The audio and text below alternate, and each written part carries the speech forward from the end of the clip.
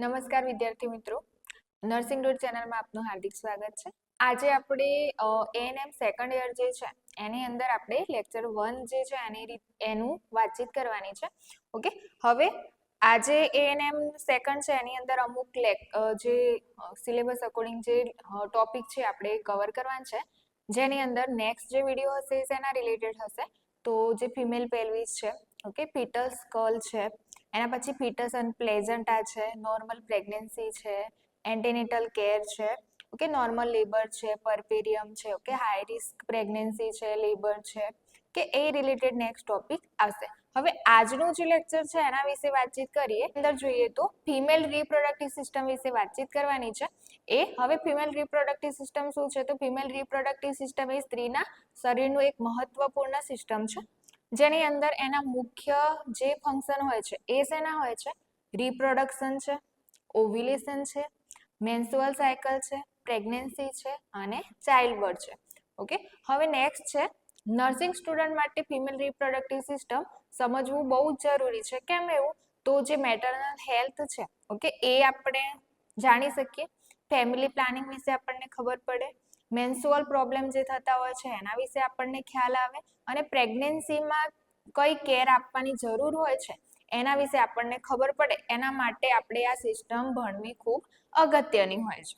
Okay, next જોઈએ તો હવે meaning of the reproductive system, કે જે રિપ્રોડક્ટિવ સિસ્ટમ છે એની અંદર આપણે એનું મતલબ શું થાય છે એનું જોવાનું છે. તો reproductive system a group of organ that work together to produce offspring. શું કહે છે? આ જે રિપ્રોડક્ટિવ સિસ્ટમ છે એ શેના રિલેટેડ વર્ક કરતી હોય છે અને એ શું કરતી હોય છે? તો એ ગ્રુપ ઓફ ઓર્ગન છે, એવા ઓર્ગન જોડાયેલા છે જે શું કામ કરે છે? જે ઓફસ્પ્રિંગ છે, ઓકે, જે બી ચાઇલ્ડ છે એના ડેવલપ કરવા માટે આ ઓર્ગન શું કરતા હોય છે? ભેગા થઈને વર્ક કરતા હોય છે, કામ કરતા હોય છે.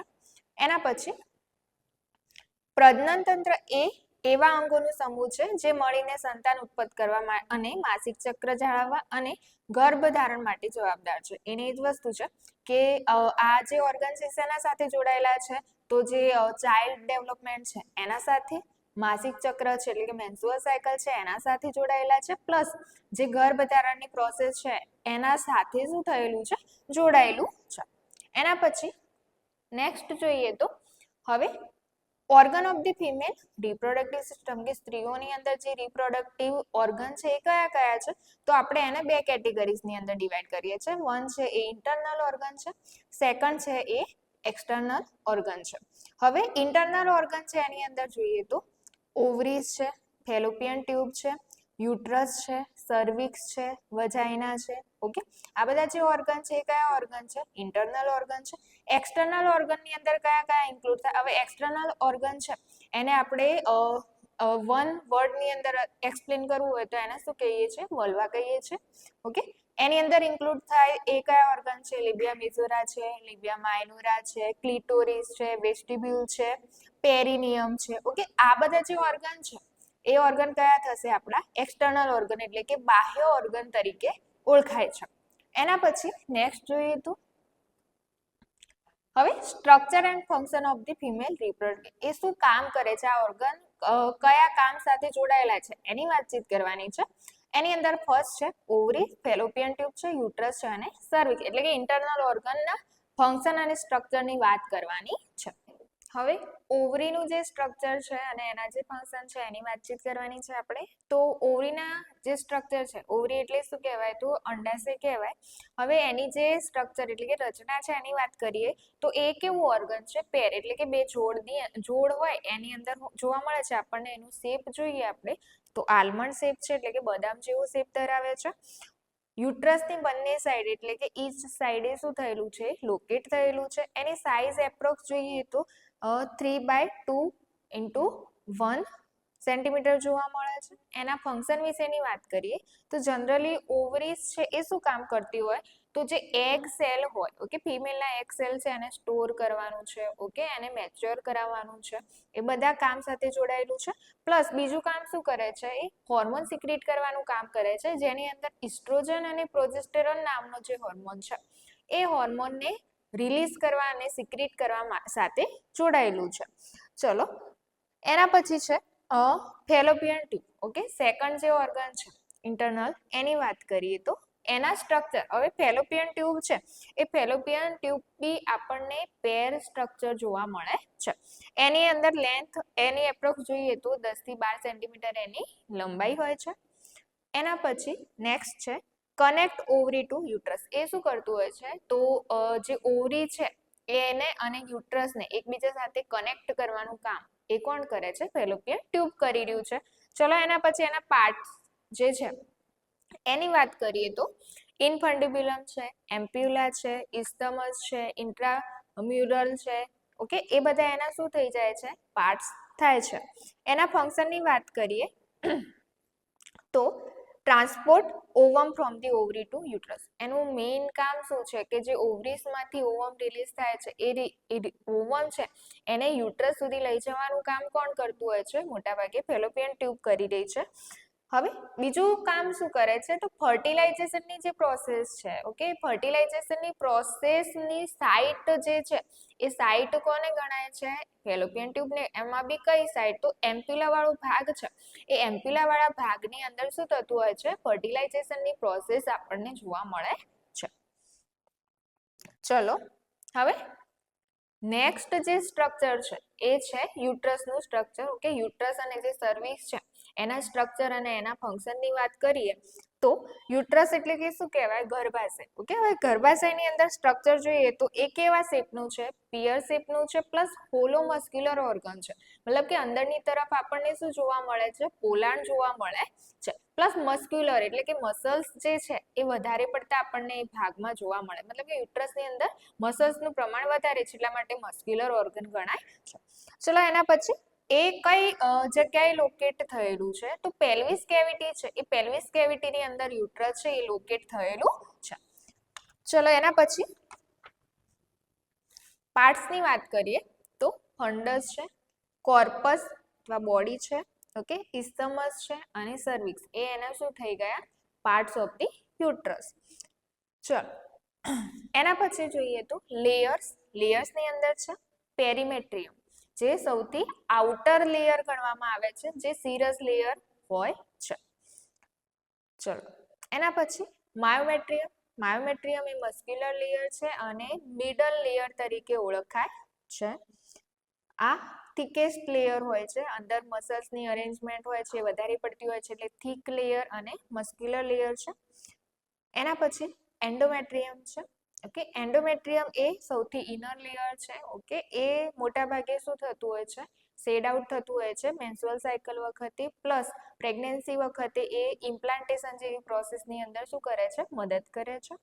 ઓકે, હવે નેક્સ્ટ જે યુટ્રસ છે મતલબ કે જે ગર્ભાશય છે એના ફંક્શનની વાત કરીએ તો ઇમ્પ્લાન્ટેશન ઓફ ધી ફર્ટિલાઇઝ ઓવમ જે છે એને ઇમ્પ્લાન્ટ એટલે કે એનું લોકેટ કરવાનું કામ કોણ કરે છે? તો યુટ્રસ કરે છે.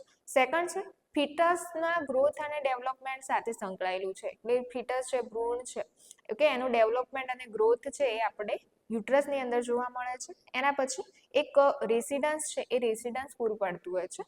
ઓકે, ચલો એના પછી menstruation occur due to shedding of the endometrium. Okay, menstrual cycle છે એની જે પ્રોસેસ છે એ કયા કારણોસર થતી હોય છે?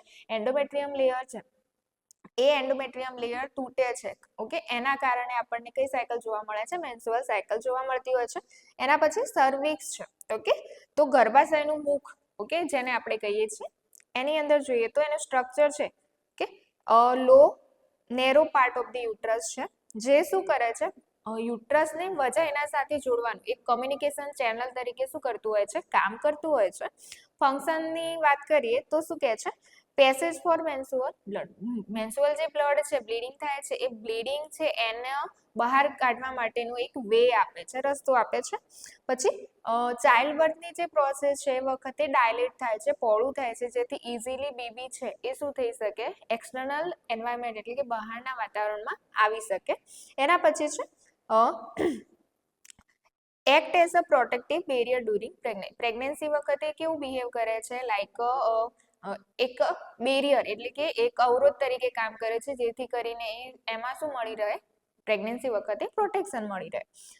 ચલો હવે ઇસ્થમસ એક પાર્ટ છે, ઇસ્થમસ એક સાંકડી ટ્યુબ જેવો ભાગ છે. ઓકે, એ જોઈ લેવું. એના પછી છે ઓકે, નેક્સ્ટ છે વજાઇના. ઓકે, વજાઇનાની અંદર સ્ટ્રક્ચરની વાત કરીએ તો એ મસ્ક્યુલર એન્ડ ઇલાસ્ટિક શું છે, ટ્યુબ છે, જે એપ્રોક્સ કેટલી છે 7 થી 9 સેન્ટીમીટર જેટલી પહોળી હોય છે. એની અંદર વોલ આવે છે, એન્ટિરિયર વોલ છે, પોસ્ટિરિયર વોલ છે, લેટરલ વોલ છે. ઓકે, ચલો એના પછી એના ફંક્શનની વાત કરીએ તો passage for menstrual blood. Okay, બ્લડને પાસ કરે છે અને કન્સેપ્શનની જે પ્રોસેસ છે એની અંદર પણ મદદરૂપ થતી હોય છે.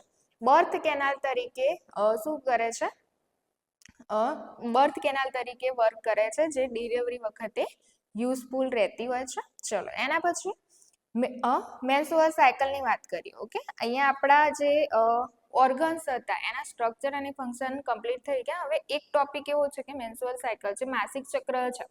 ઓકે, એની વાત કરીએ તો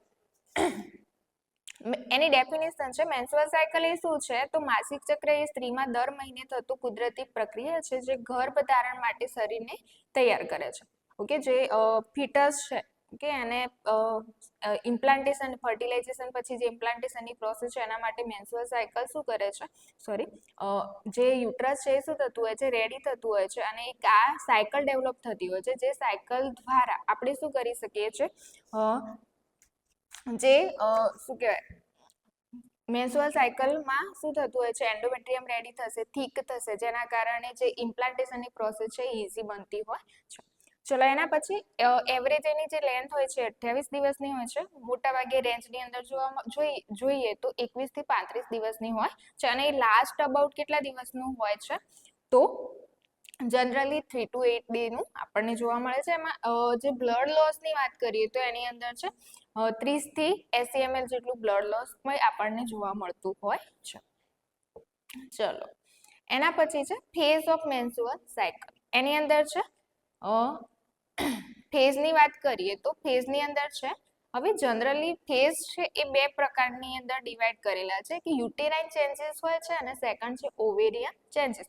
હવે આ ફેઝ છે એમાં યુટેરાઇન ચેન્જીસમાં શું થાય, તો એટ અ ટાઈમે જો યુટેરાઇન ચેન્જીસ થાય છે એ જ સમયે ઓવરીસની અંદર બી શું થતું હોય છે, ચેન્જીસ આપણને જોવા મળતા હોય છે. મતલબ કે બંને પ્રોસેસ છે એ સાથે સાથે ચાલતી હોય છે. ઘણા સ્ટુડન્ટને કન્ફ્યુઝન હોય કે યુટેરાઇન ચેન્જીસ ક્યારે અને ઓવેરિયન ચેન્જીસ ક્યારે, પણ આ બંને વસ્તુ છે એ જોડે જોડે શું થતી હોય છે, ચાલતી હોય છે.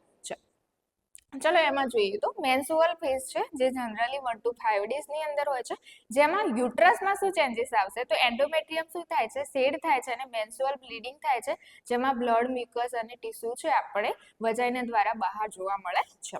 જ્યારે ઓવરીસની અંદર શું થાય છે એટ અ ટાઈમે, તો પ્રીવિયસ સાયકલનું જે કોર્પસ લ્યુટિયમ છે એ ડિજનરેટ થાય છે, મતલબ કે ધીરે ધીરે શું થાય છે, ડિજનરેટ થઈ જશે, ખરી જશે, અને ન્યૂ ફોલિકલ્સ ડેવલપમેન્ટની પ્રોસેસ છે એ શું થતી હોય છે, સ્ટાર્ટ થાય છે. આવું કોના કારણે થાય છે, આ વસ્તુ છે એના અંદર બીજું શું થશે, તો ઇસ્ટ્રોજન અને પ્રોજેસ્ટેરોન છે એનું લેવલ શું થઈ જતું હોય છે, લો થતું હોય છે. સેકન્ડ ફેઝ છે આપણું ફોલિક્યુલર ફેઝ, જેને બીજું આપણે શું કહીએ છીએ, પ્રોલિફરેટિવ ફેઝ બી કહીએ છીએ. જનરલી 6 થી 13 દિવસનો હોય છે, જેમાં એન્ડોમેટ્રિયમ રીજનરેટ થાય છે, મતલબ કે એન્ડોમેટ્રિયમ ફરીથી અહીંયા ડેવલપ થવાનું સ્ટાર્ટ થાય છે, પ્લસ થીક થાય છે. એન્ડોમેટ્રિયમ લેયર કેવું થાય છે, થીક થતું હોય છે, જેમાં એ જ ટાઈમે ઓવરીસની અંદર શું ચેન્જીસ થશે, તો જે ગ્રાફિયન ફોલિકલ્સ હોય છે, મતલબ કે મેચ્યોર ફોલિકલ્સને આપણે ગ્રાફિયન ફોલિકલ કહીએ, એ એકદમ ડેવલપ અને ગ્રોથ થઈ ગઈ થાય છે. ચલો એના પછી છે ઓવ્યુલેશન ફેઝ. હવે આ જનરલી ક્યારે જોવા મળતો હોય છે, તો જે અરાઉન્ડ 14 ડે છે, ઓકે 14મો દિવસ છે એ વખતે જોવા મળતું હોય છે. એ સમયે યુટ્રેનાઇન ચેન્જીસ છે એ વખતે શું જોવા મળે, તો એન્ડોમેટ્રિયમ છે એ ફૂલી શું થઈ જાય છે, થીક થઈ જાય છે, અને ઇમ્પ્લાન્ટેશન માટે એ શું થઈ જાય, એક સુટેબલ એન્વાયરમેન્ટ એટલે સુટેબલ કન્ડિશન ડેવલપ કરે છે. ચલો એટ અ ટાઈમે ઓવરીસની અંદર શું ચેન્જીસ થશે, તો મેચ્યોર ઓવમ છે એ ઓવરીમાંથી રિલીઝ થાય છે અને ક્યાં આવે છે, ફેલોપિયન ટ્યુબની અંદર એન્ટર થાય છે, ઓકે, જેને આપણે શું કહીએ છીએ, ઓવ્યુલેશન કહીએ છીએ. ચલો એના પછી લ્યુટિયલ અથવા તો સિક્રેટરી ફેઝ છે, જનરલી 15 થી 28 દિવસનો હોય છે, જેની અંદર યુટેરાઇન ચેન્જીસ શું થાય છે, તો endometrium become highly vascular and secretory. એન્ડોમેટ્રિયમ લેયરમાં બ્લડ ફ્લો છે એ શું થતો હોય છે, આ ટાઈમે વધી જતો હોય છે, એટલે કે વાસ્ક્યુલર લેયર બની જાય છે, પ્લસ ઓવેરિયન ચેન્જીસ એટલે કે જે ઓવરીઝ છે એની અંદર શું ચેન્જીસ થાય છે આ સમયે તો રપ્ચર ફોલિકલ થાય છે મતલબ કે જે ફોલિકલ ઓવ્યુલેશન થશે એટલે ઓવ્યુલેશન થયા પછી ઓવમ રિલીઝ થઈ જાય છે એના પછી જે ફોલિકલ છે એ શું થઈ ગઈ રપ્ચર થઈ ગઈ એટલે રપ્ચર ફોલિકલ શું બને છે અહીંયા કોર્પસ લ્યુટિયમ બને છે ઓકે રપ્ચર ફોલિકલ્સ ને આપણે શું કહીએ છીએ કોર્પસ લ્યુટિયમ કહીએ છીએ હવે આ ટાઈમે પ્રોજેસ્ટેરોન હોર્મોન શું થતું હોય છે કોર્પસ લ્યુટિયમ છે એ કયો હોર્મોન છૂટો પાડે છે તો પ્રોજેસ્ટેરોન હોર્મોન છૂટો પાડે છે એટલે બોડીની અંદર પ્રોજેસ્ટેરોન હોર્મોનનું લેવલ વધશે ચલો હવે ફર્ટિલાઇઝેશન થાય તો શું થાય અને ફર્ટિલાઇઝેશન ન થાય તો શું થાય તો ફર્ટિલાઇઝેશન થાય છે સોરી ઇફ નો ફર્ટિલાઇઝેશનની કોઈ પોસિબિલિટી નથી તો એ વખતે યુટેરાઇનમાં શું ચેન્જીસ આવે તો એન્ડોમેટ્રિયમ શેડ થાય છે મતલબ કે એન્ડોમેટ્રિયમ લેયર છે એ શું થાય છે તૂટે છે અને નેક્સ્ટ મેન્સ્ટ્રુઅલ સાયકલ માટે રેડી થઈ જાય છે જ્યારે ઓવરીઝની અંદર શું ચેન્જીસ આવશે કોર્પસ લ્યુટિયમ ધીરે ધીરે ડીજનરેટ થઈ જાય છે શું થાય છે ધીરે ધીરે એનું જે સ્ટ્રક્ચર છે એ ધીરે ધીરે ડીજનરેટ થવાનું ચાલુ થઈ જાય છે પ્લસ હવે કોર્પસ લ્યુટિયમ હોર્મોન સિક્રેટ કરે છે પ્રોજેસ્ટેરોન તો જેવું કોર્પસ લ્યુટિયમ ડિજનરેટ થશે એટલે ઓટોમેટિકલી શું થશે હોર્મોન ઉપર અસર થશે અને હોર્મોન બી ધીરે ધીરે શું થાય છે ઓછો થાય છે ચલો ઇફ ફર્ટિલાઇઝેશન અકર જો ફર્ટિલાઇઝેશન થાય તો એવી કન્ડિશનમાં શું થશે તો યુટ્રસમાં શું ચેન્જીસ આવશે તો યુટેરાઇન ચેન્જીસમાં જોઈએ તો એન્ડોમેટ્રિયમ રિટેન એટલે કે એન્ડોમેટ્રિયમ સ્ટે રહે છે અને પ્રેગ્નન્સીને કન્ટિન્યુ કરે છે જ્યારે ઓવરીઝની અંદર શું ચેન્જીસ આવે છે કોર્પસ લ્યુટિયમ છે એ કોર્પસ લ્યુટિયમ પરસિસ્ટ થાય છે મતલબ રહે છે અને એ ડિજનરેટ થતું નથી અને બીજું શું થશે પ્રોજેસ્ટેરોન મેન્ટેન રહે છે હવે પ્રેગ્નન્સીને કન્ટિન્યુઅસ મેન્ટેન કરવાનું કામ કયા હોર્મોનનું છે પ્રોજેસ્ટેરોનનું તો એક કોણ રિલીઝ કરશે કોર્પસ લ્યુટિયમ જ્યાં સુધી પ્લેઝન્ટા ડેવલપ નહીં થાય ત્યાં સુધી corpus luteum progesterone hormone secret કરશે ક્લિયર થઈ ગઈ આટલી વસ્તુ ચલો ઓકે આ જે ટોપિક હતું ઓકે એ હતું તમારું લેક્ચર 1 એના પછી આપણે થોડા સમયની અંદર લેક્ચર 2 છે એ બી આપીશું હવે એક કન્ટિન્યુઅસ લેક્ચર મળશે જો તમારે એવું કોઈ ટોપિક છે જેની અંદર તમે એવું માંગો છો કે એ ટોપિક બહુ ક્લિયરલી ખબર નથી પડતી તો તમે કહી શકો છો એટલે અમે એ રીતના લેક્ચર બનાવી શકીએ ઓકે થેન્ક યુ